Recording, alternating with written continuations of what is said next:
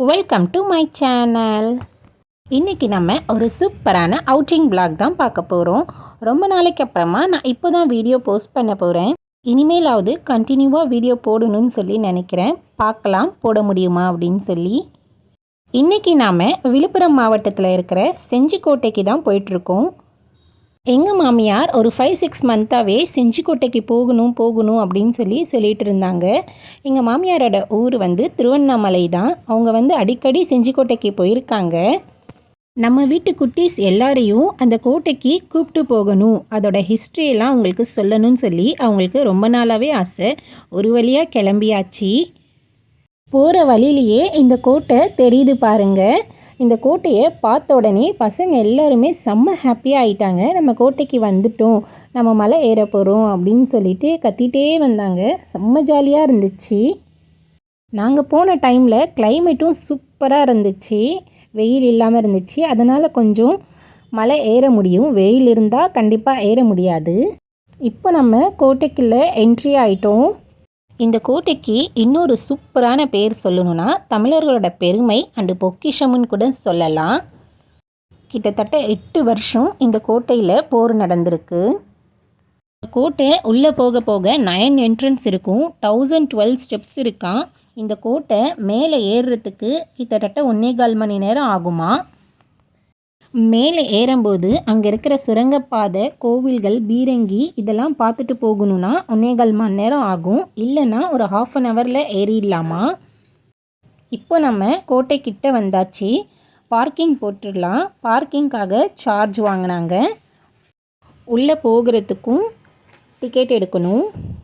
டிக்கெட்டோட price per head 25 rupees.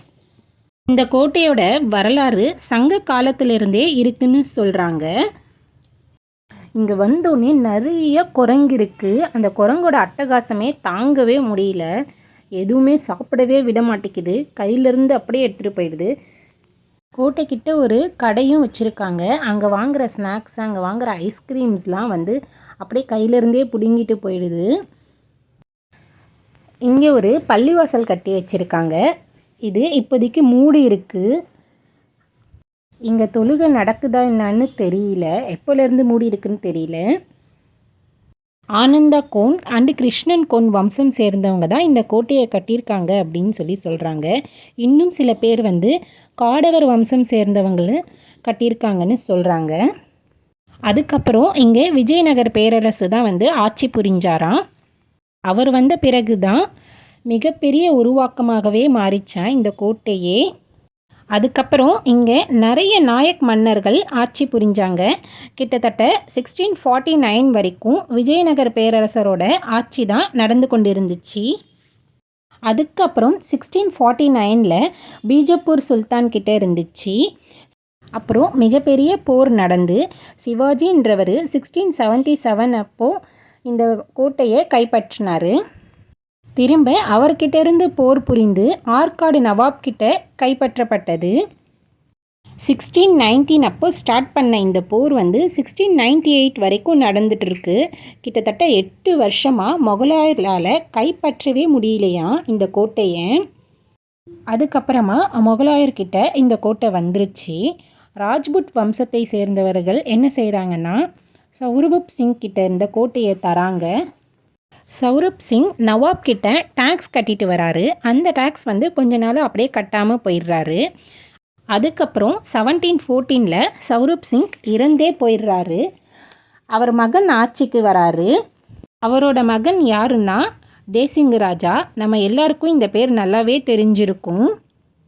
அவர் வந்ததுக்கப்புறம் தான் நவாப் உங்கள் அப்பா கட்ட வேண்டிய டேக்ஸ் இருக்குது, அதை நீ வட்டியோடு கட்டிடுப்பான்னு சொன்னாராம். அதுக்கு அவர் அதெல்லாம் இல்லை, நான் கட்ட மாட்டேன் அப்படின்னு சொல்லி மிகப்பெரிய போர் புரிஞ்சாராம். இந்த போருக்கு அப்புறமா நவாப் கிட்டேயே இந்த கோட்டை வந்துருச்சு. நவாப் கிட்டேருந்து போர் புரிஞ்சு ஃப்ரெஞ்சுக்காரங்க கைப்பற்றிக்கிட்டாங்க. அதுக்கப்புறமா பிரிட்டிஷ்காரங்க கிட்ட வருது. அப்புறம் போர் புரிஞ்சு ஆங்கிலேயர்கள் கிட்ட வருது. அதுக்கப்புறமா ஹைதர் அலி கிட்ட வருது. அதுக்கும் அப்புறமா 1799 பிரிட்டிஷ்காரங்க கிட்ட வந்துருச்சு. இதே மாதிரி பல பேர்கிட்ட கைப்பற்றப்பட்ட இந்த கோட்டை ரொம்பவே முக்கியமான ஒரு கோட்டைன்னு தான் சொல்லணும். அப்போலாம் ரொம்பவே முக்கியமான முடிவுகள்லாம் இந்த கோட்டையிலேருந்து தான் எடுப்பாங்களாம். இத்தனை பேர் ஆட்சி புரிஞ்ச இந்த கோட்டையில் தான் நான் இப்போது நிற்கிறேன். அப்படியே நாங்கள் இப்போது கோட்டை ஏறவும் ஸ்டார்ட் பண்ணிட்டோம். என்னோடய பசங்களும் இன்ட்ரெஸ்ட்டாக ஏறிட்டே இருக்காங்க. நாங்கள் ஃபுல்லாகவே ஏறி முடிப்போமா அப்படின்னு சொல்லி தெரியல. கொஞ்சம் தூரம் வந்தாச்சு. ஃபுல்லாகவே ஏறணும்னு ஆசையாக தான் இருக்குது. மேலே என்ன இருக்குதுன்னு பார்க்கணுன்னு ஆசையாக இருக்குது. ஆனால் எங்களால் ஃபுல்லாக ஏற முடியுமான்னு தெரியல. வாங்க பார்க்கலாம். இந்த கோட்டை ஏறுற வழியில் வந்து பீரங்கி கோவில் சுரங்கப்பாதைலாம் இருக்குதுன்னு சொன்னாங்க. ஆனால் நான் எதுவுமே பார்க்கவே இல்லை. மேலே ஏறுறதுக்காக பசங்க இன்ட்ரெஸ்ட்டாக ஸ்பீடாக போயிட்டே இருக்காங்க. அவங்க பின்னாடியும் நானும் ஸ்பீடாக போயிட்டேன். இங்கேருந்து கீழே பார்க்கவே ரொம்பவே அழகாக இருக்குது. நான் ஸ்பீடாக வந்தனால கீழே வந்து எதுவுமே வீடியோ எடுக்கலை.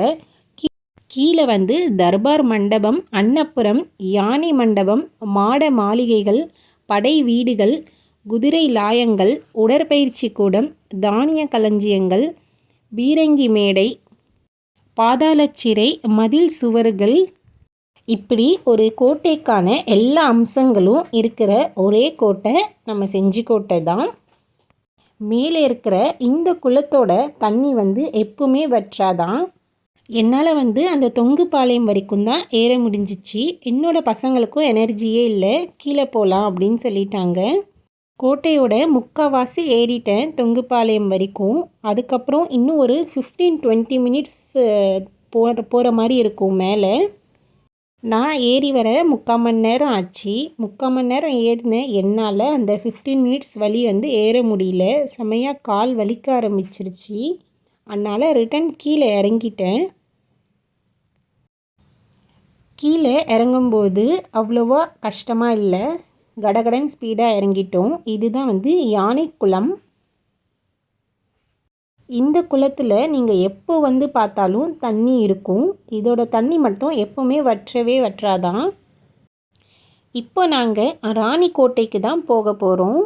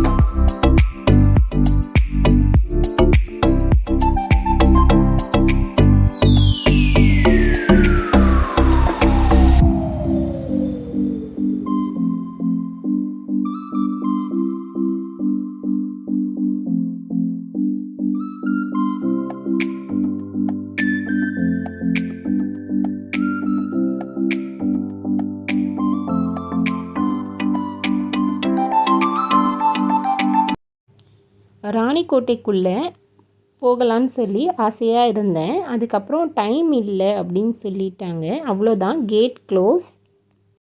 3 மணிலேருந்தே மேலே போகிறதுக்கான கேட் வந்து க்ளோஸ் பண்ணிடுவாங்களாம். மேலே போக முடியாது அப்படின்னு சொல்லிட்டாங்க. எனக்கு ரொம்பவே கஷ்டமாக ஆயிடுச்சு. இன்னொரு டைம் கண்டிப்பாக வந்தால் ஃபஸ்ட்டு ராணிக்கோட்டை ஏறிடுவேன். இவன் ராஜாக்கோட்டையே முழுசாக ஏறல, எங்கேருந்து ராணிக்கோட்டை ஏறுவா அப்படின்னு சொல்லி பார்க்குறீங்களா? கண்டிப்பாக நெக்ஸ்ட் டைம் ஏறுவேன். இன்னும் டீட்டெயிலாக உங்களுக்கு வீடியோஸ் போடுறேன். தேங்க்ஸ் ஃபார் வாட்சிங். பாய் பாய்.